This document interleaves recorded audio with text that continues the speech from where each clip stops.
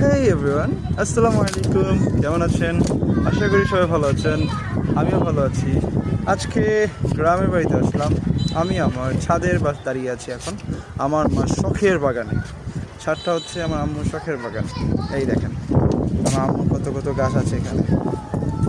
মরিচ গাছ, তারপর হচ্ছে কমলা লেবু গাছ, তারপর হচ্ছে ক্যাকটাস গাছ, এগুলো হচ্ছে ক্যাকটাস গাছ, আরও অনেক অনেক গাছ আছে।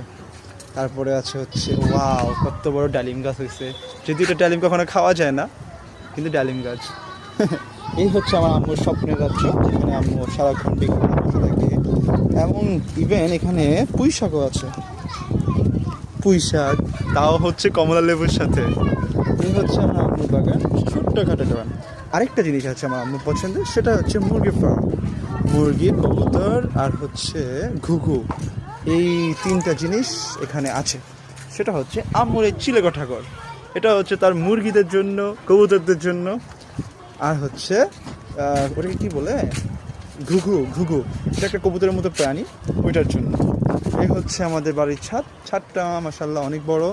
আম্মু এখানে পেঁপে গাছ, কুমড়ো গাছ, তারপর হচ্ছে ক্যাকটাস, এই হচ্ছে ছাদের পরিবেশ। আর ছাদের পরিবেশ মনোমুগ্ধকর পরিবেশ, সুন্দর সুন্দর বাতাস,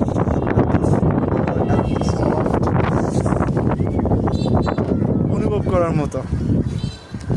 পুরো বডি স্থির এবং ঠান্ডা হয়ে গেছে। এই হচ্ছে আমাদের আজকের এই ছোট্ট এবং সবচেয়ে মিনি ব্লগ।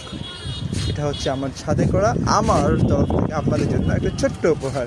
আমি আমার বাড়িটাকে আপনাদের সাথে শেয়ার করলাম। Thank you, take care. ভালো লাগলে সাবস্ক্রাইব করবেন, আমাকে ফলো করবেন এবং নতুন ভিডিও করার জন্য উৎসাহ করবেন।